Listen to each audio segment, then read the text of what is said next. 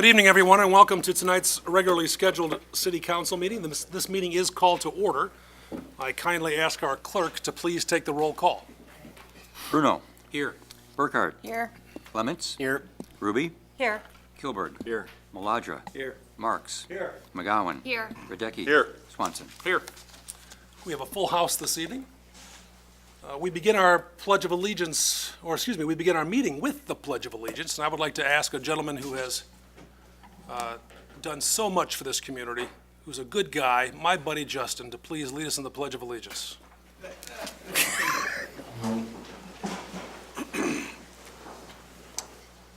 Allegiance to the flag of the United States of America and to the republic for which it stands, one nation, under God, indivisible, with liberty and justice for all.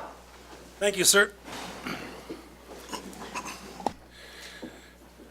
Ladies and gentlemen, before we begin tonight's business, the council is aware that I sent them an email yesterday indicating, and for all those who came in the front way, you may have noticed that the City of Geneva flag is flying at half-staff today. It began flying at half-staff yesterday. It is in honor of Mrs. Cindy Naughton, a virtual lifelong resident of Geneva. She, born in 1955, passed away just this past week, tender age of 63. And most importantly, she was a crossing guard in Geneva for 23 years. She, as many of you would know, was stationed at multiple locations, but the last multiple years she was stationed at the corner of Northampton and Williamsburg. And if ever you had the opportunity to motor it past Northampton and Williamsburg and perhaps weren't paying full attention, you got to know Cindy Naughton. She took her job very seriously. She loved the kids that she helped escort, if you will, to school and across the streets. And to her husband Doug, to her son Eric, and to her daughter Nicole, they gave us permission to lower the flag to honor her. So tonight, if we could just begin the meeting with a moment of silence to recognize Cindy, her extraordinary work, and let her family know that we're thinking about them. Thanks very much. Item 3A, folks, is a public hearing on fiscal year 2019-2020 City of Geneva and TRICOM Central Dispatch budget. Because this is a public hearing, I need a motion and a second to open the public hearing. Motion by Alderman Marks to open the public hearing, seconded by Alderman Clemens. All in favor of opening the public hearing on the aforesaid topics, please indicate by saying aye. Aye. Anyone opposed?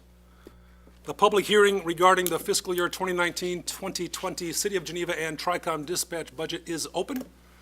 Anyone in the audience joining us this evening who has any questions regarding those two budgets, we invite you to the podium to make your inquiry. Seeing none? Hearing none? I'll entertain a motion to close the public hearing. Motion by Marks. Seconded by Alderman Ruby to close the public hearing. All in favor, please indicate by saying aye. Aye. Anyone opposed? The public hearing is closed. Moving on, folks, item 4, amendments to the agenda. Are there any amendments this evening? Item 5 is the Omnibus Agenda. All items marked with an asterisk are considered to be routine by this council and can be considered and acted upon with one motion. Is there such a motion? So moved. Motion by Alderman Bruno. Seconded by Alderman Swanson. Mr. Clerk, please take the roll. Bruno. Aye. Burkhardt. Aye. Clements. Aye. Ruby. Aye. Kilberg. Aye. Maladra. Aye. Marks. Aye. McGowan. Aye. Radecki. Aye. Swanson. Aye.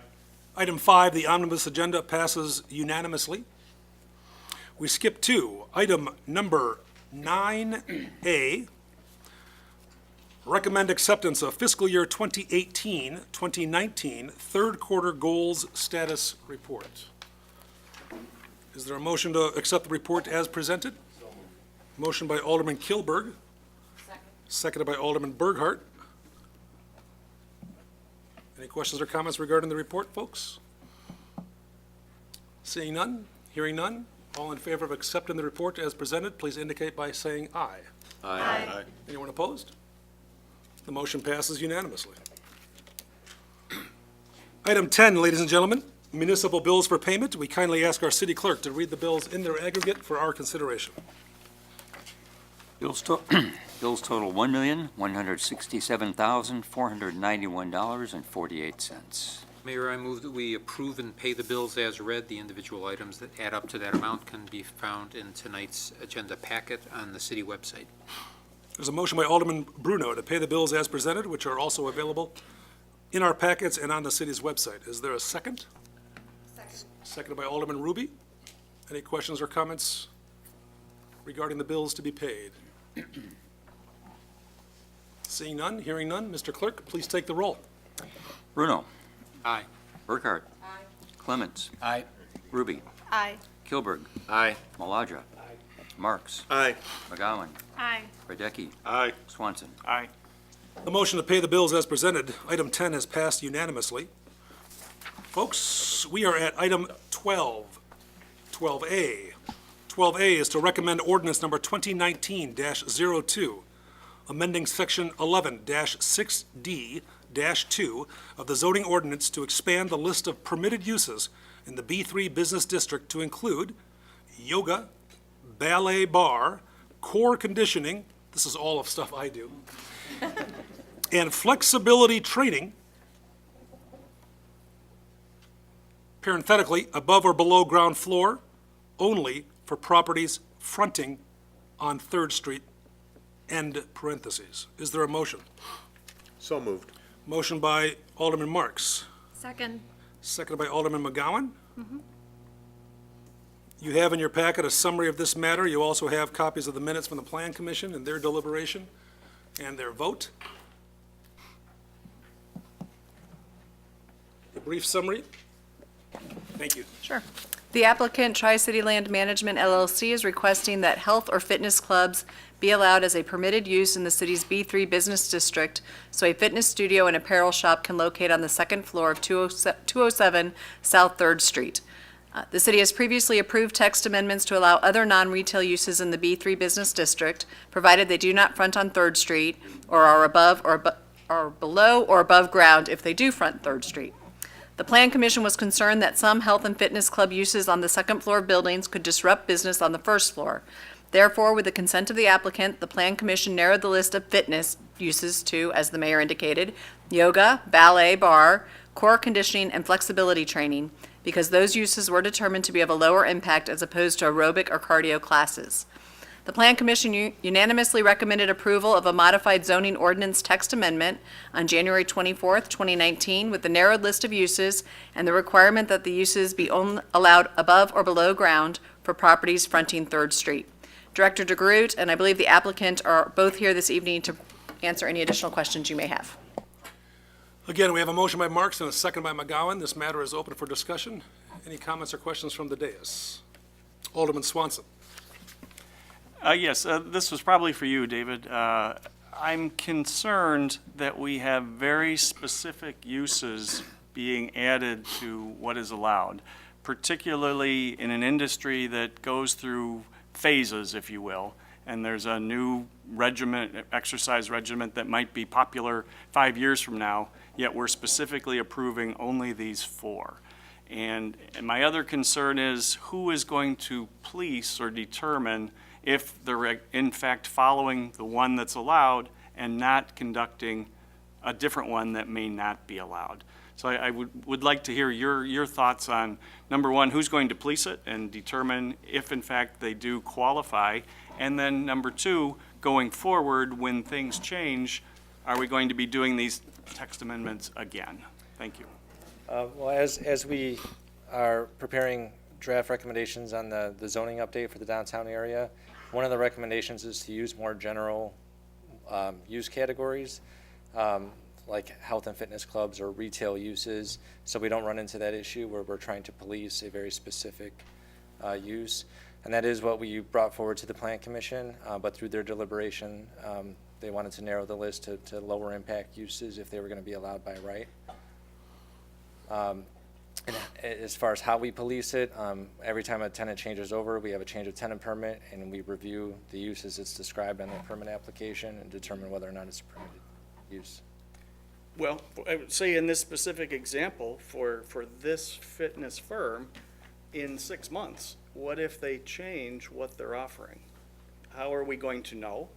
And what would we do if we found out if they're going to be doing an aerobic program versus a stretching program? I think that would be difficult to find out how unless we have an insider at the mayor to let us know. I'll be in Delnor. Okay. Or complaint-driven. That's what they are. Alderman Swanson still has the floor. David, you want to, I think that number one reason is usually complaint-driven. My hunch would tell me that folks enjoying the dining experience at Livia might very well say something. Of course, the Right. applicants always are already, Well, the applicant had mentioned that in the public hearing too, that they have a clause in the lease that everybody has the right to, I think it was the quiet use of the space. So if there is an issue, they would be in violation of their lease as well. I guess my concern still is that we're becoming very specific in what we're allowing, and we're not allowing for the marketplace to change or modify over time. And if in fact it does, we will again be stuck with a rigid interpretation. So I guess my preference would be to see just allowing health and fitness clubs. So I don't see the need to specifically isolate this to 4 specific programs. So that's my thought on it. Thank you. Alderman Radecki? You raised my comment, thank you. Alderman Bruno? Thank you. David, the quiet use of the space. When I was reading this, I understood the idea of clanking weights and dumbbells dropping on the floor could be very disturbing. But it occurred to me, where I work out, it's like really loud in there with loud music. Was there a consideration of just the ambient music, or does this quiet use of the space trigger that ability for neighbors to complain? I mean, I think that's a landlord tenant issue more than it is a city issue. But I think that the reason the Plan Commission wanted to narrow the list of uses is because these types of fitness uses tend not to have the louder music and, dumbbells dropping on the floor. The yoga, Pilates, and ballet bar. Thank you. Anyone else from the dais? Alderman Burkhart? I know this was addressed in the questions ahead of time, but Dodson Place has some fitness facilities. Can you explain why that's not an issue for them? Right, so Dotson Place was developed as a planned unit development, and along with that, they established their own list of permitted uses. And they do allow for fitness, health and fitness clubs on the first floor, but they do limit the area, the amount of space that those fitness clubs can take up on the first floor, so we are still reserving some space for retail. Okay, thanks. Anyone else from the dais? Alderman Ruby? Just a quick question. Does the tenant, the current occupant of the first floor, have a say in whether or not they want this above them? I don't know. Justin, if I could invite you to the podium, yeah, please do. And let us know your name and who you represent this evening. Thank you. Hi, everyone. I'm Justin Hines. I'm a president of Shodine Group. We do the management of the Shodine properties. So to answer the earlier question, if Livia had an issue with the noise upstairs, they would call us. And in the lease, there's protections built into their lease about, David's right, it's the right of quiet enjoyment to your space. So if they called us like any other tenant, we would go over there and it would be us. We would be the ones policing it. We wouldn't call the city to police this. This would be something that we would handle on our end as far as taking care to make sure that both tenants are enjoying their right to use those spaces. And to speak to that a little bit, we have one of our tenants at Dodson Place is a Pure Bar. It's called Pure Bar, and that they do one of the types of uses that our tenants are asking to be allowed at that property. We have a Charles Schwab financial guy next door, and we have apartments above. And we don't have any issues with the noise there because the nature of that type of use, as well as what their nature is it's not allowed use. They're not clanging, there's no weights. If they're not clanging weights around, they're not playing that kind of loud music. It's a use that doesn't lead to those kind of complaints. We don't want to put somebody above our biggest tenant at the property that's going to cause headaches for them and then headaches for us. We want to be very careful about that. We had somebody come in that was interested in putting a dance studio up there, and that right away, red flags, because we don't need people dancing on top of Olivia and then having issues with Brian. So I don't know if that helps answer your questions or leave some of those concerns about policing that, to let you know that's us, but that's where that comes from. So, Thank you very much. okay. Anyone else in the audience? Anyone else on the dais? We have a motion by Alderman Marks. We have a second by Alderman McGowan. Mr. City Clerk, please take the roll call. Bruno, Aye. Burkhart, Aye. Clements, Aye. Ruby, Aye. Kilberg, Aye. Maladra, Aye. Marks, Aye. McGowan, Aye. Radecki, Aye. Swanson. Nay. Item 12A, ladies and gentlemen, passes with 9 affirmative votes and 1 nay vote. The motion is adopted. In short, welcome to Geneva. Thank you.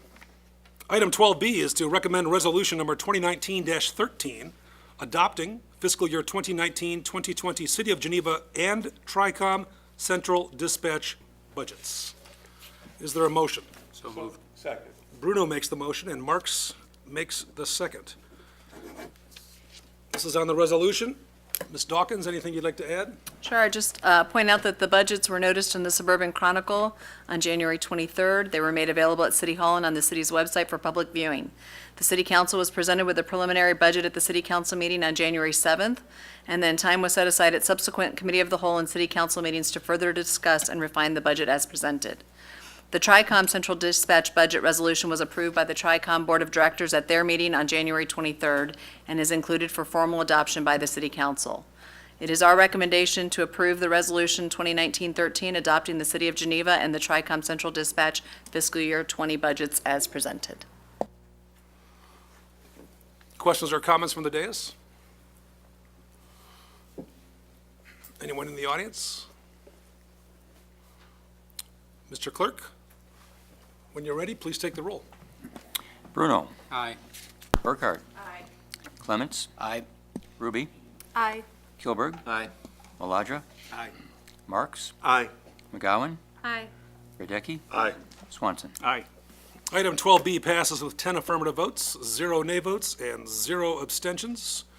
We jump to item 13, new business and/or public comment. Anyone from the audience? Any questions or queries for the council or the city in general? From the dais, any comments or curiosities or announcements? I can hear you breathing. I'll entertain a motion to adjourn the council meeting. Motion by Marks, is there a second? Seconded by Clemens. All in favor of adjourning this meeting, please say aye. Aye.